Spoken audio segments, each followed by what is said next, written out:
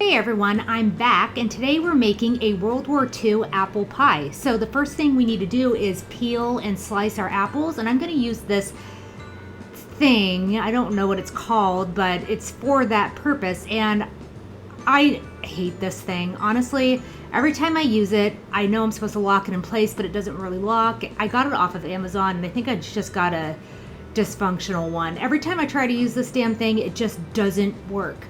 So here I am giving it a shot, and then we'll see. I think I just eventually give up. Yeah, I give up.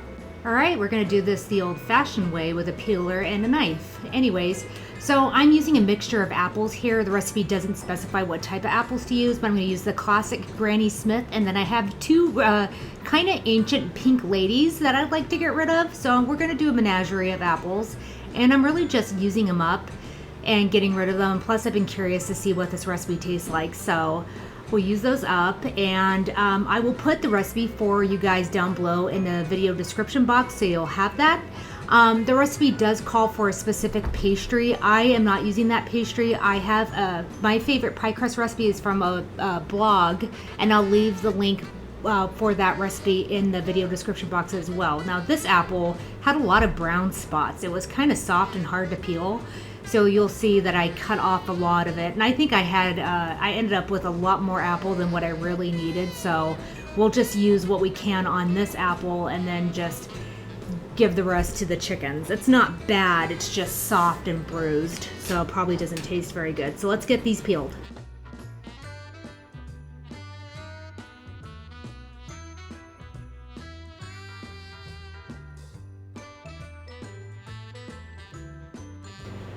Okay, so I'm just slicing my apples, and then try to make your slices uniform in thickness. That way the pie cooks evenly all around. So you could do this on a mandolin if you have one. I do have a mandolin, but I've never used it. So I'm just gonna do it with a knife. And the recipe says to bake this for like 30 to 40 minutes at 425 degrees Fahrenheit. I usually cook my pies at 375 because that just seems to be a good temperature for me to cook them at. I want to make sure this filling gets cooked all the way through, since I think I am shoving a lot of apple into it. So I'm going to lower my temperature to 375. Do whatever temperature you feel is best.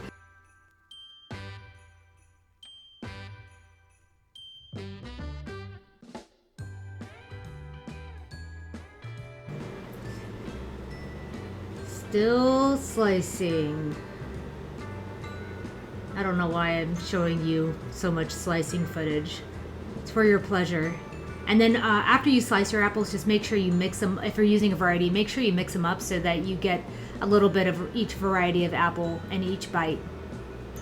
And that is what I'm doing here, just tossing them. And yes, my hands are clean, freshly washed. I'm making this pie for Dan as a surprise because I typically make my other favorite apple pie, and I'll leave the link for that above. That's my favorite apple pie recipe, but Dan wanted one that was in slices and had cinnamon. He was very adamant, so he doesn't know I'm making this. It's a surprise. Can you keep my secret? Yes, you can. Okay, so I'm just putting the sugar and flour and cinnamon and salt in this bowl, and it gives you a variety. It says you can use 3/4 cups to a cup of sugar. I'm going to do 3/4 cup, and then and you'll see in the recipe when you go look at it, it kind of gives you a variety of, well, you can use these different amounts. And so there goes the sugar, there goes the flour, the cinnamon, and I'm just eyeballing the salt. Mix that all up, and it's kind of strange. It has you put half this sugar flour mixture in the pie crust without the apples in it, then you put the apples in, and then you put the rest of that mixture on top of it. So it's a little strange. I would normally just toss my apples in this, but we're gonna follow the recipe and we're gonna trust that it's gonna turn out. They obviously did it for a reason. So I form my pie crust in a pan, and then I stick them in the freezer. I like putting my pie crust into the oven when it's basically frozen. I only use metal pie tins. I wouldn't do that in a glass or a ceramic one because I'd be afraid it would break. But seriously, if you haven't tried this pie crust recipe, try this pie crust recipe. It is my favorite one. I always get compliments on it. Everybody always likes it. So just give it a shot if you're looking for a good one. And then here you go. You can see I put half that cinnamon flour mixture in the bottom, and then we're topping it with with the apples, and then we're going to put the rest of that cinnamon flour mixture on top. And you can see I was like, yeah, I probably should have measured how much apple I cut. I think the recipe calls for 4 to 5 cups, and I probably have a lot more than that. But I really wanted to use them up, and I think I crammed these in without breaking the crust. Yeah, gotta get that last little bit and just kind of pack it in there. Apple in every bite. So we're going to sprinkle the rest of the cinnamon sugar mixture on, and then we're going to, it says to sprinkle the lemon juice on top. It's just a tablespoon. So I have a little squirt bottle of lemon juice. I didn't even bother to measure that. I just kind of sprinkled some lemon juice on it, and then you dot the top with little bits of butter, about 2 tablespoons of butter. So I do that as well. And I did a lattice top for this pie. I think the recipe just wanted a whole top crust, but I did a lattice crust, and my lattice crusts are always ugly as hell. They're blocky and really not very cute. They're not dainty, that's for sure. But you know, that's how I roll. I like my crusts like I like my man, nice and bulky. There we go. Shimmy, shimmy, get it kind of worked down in there. Again, I think this is a really bizarre method. I would just toss, and I just got fed up with the spoon. I don't know why they just didn't have you toss the apples in it. It's kind of a weird way to do it, but they must have had a reason. And there comes the lemon juice. Yes, I'm not using fresh squeeze. I'm not fancy. I'm using bottled lemon juice, and that's probably way more than a tablespoon, but you know, what are you gonna do? And there goes my butter. And it's just cut into little bits. I think I don't know. I cut it up with a knife. And again, like, I've done this before with pies, dot the top with butter, but yeah, this is weird. But it's an old recipe, and they obviously had a reason. I've made other pies before where I thought, why am I doing it this way? This is really strange, and they turned out really well. So here comes my lattice crust, and please don't laugh when you see the final pie. Yeah, I'm just not good at doing lattice crusts. I know that you're supposed to like press it into the actual edge of the pie crust and like then flute it, but the edge of my pie crust is frozen, and I just do things a weird way, okay? Like, don't judge me. This is how I do it, and it's probably not the best method, but it's what works for me. Do what works best for you. You don't even have to put a top crust on if you don't want to. You know, that's just being fancy, but the recipe does call for a top crust, so, you know, if you don't do it that way, that's your thing. Yeah, so you can see how thick I made those strips, man. You know, Dan's lucky he's getting anything at all. He's lucky I make him food, so he can't complain about this. All right, I'm going to speed it up for you.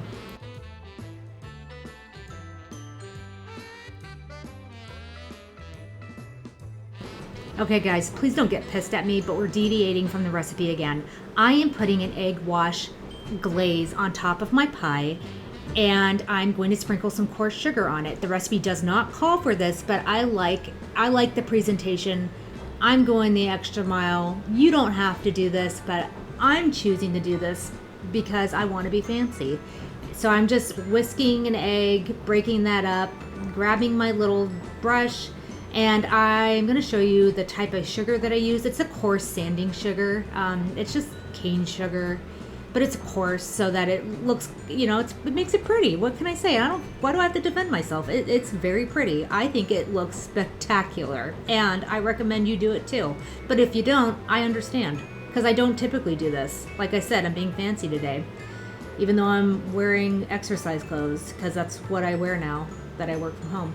Anyways, yeah, I'm being fancy. You can be fancy if you want. You don't have to be. And this pie will be delicious regardless of if it has sanding sugar on top or not.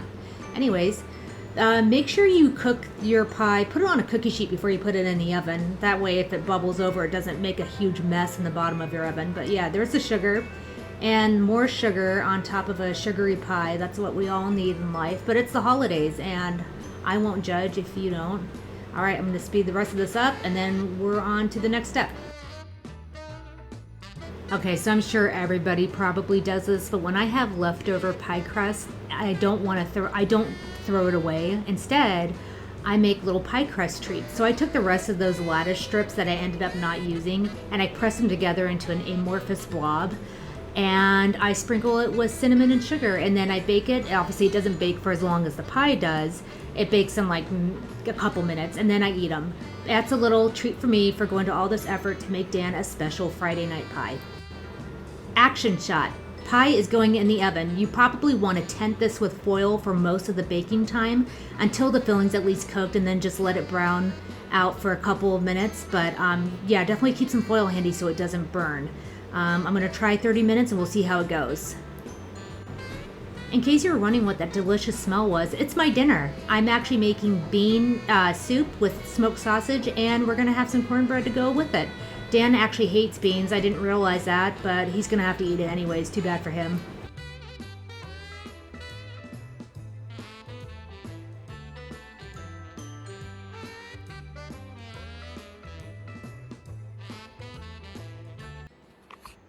Don't mind our dirty dishes. Hi, Dan. He just got off work. Hi. Film me cutting into this pie, please. All right. Ready? I hope it holds its shape.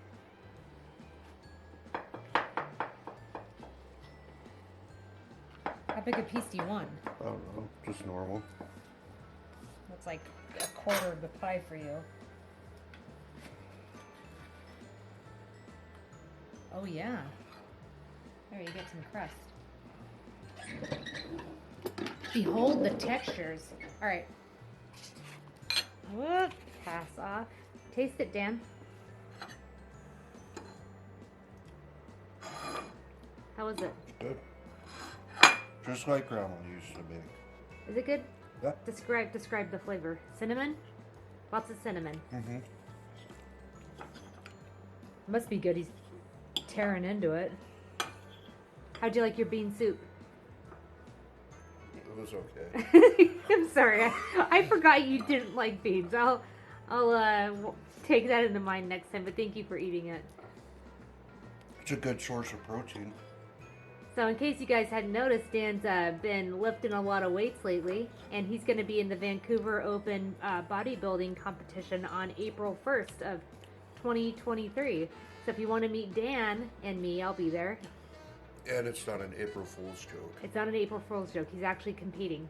All right. Well, this recipe, before I forget, it comes from the Woman's Home Companion Cookbook, and this is from 1944. So it's a World War II era apple pie recipe.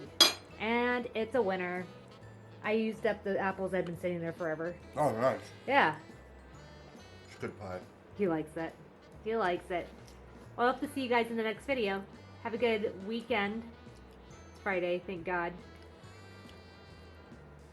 Say bye, Dan. Bye, everybody.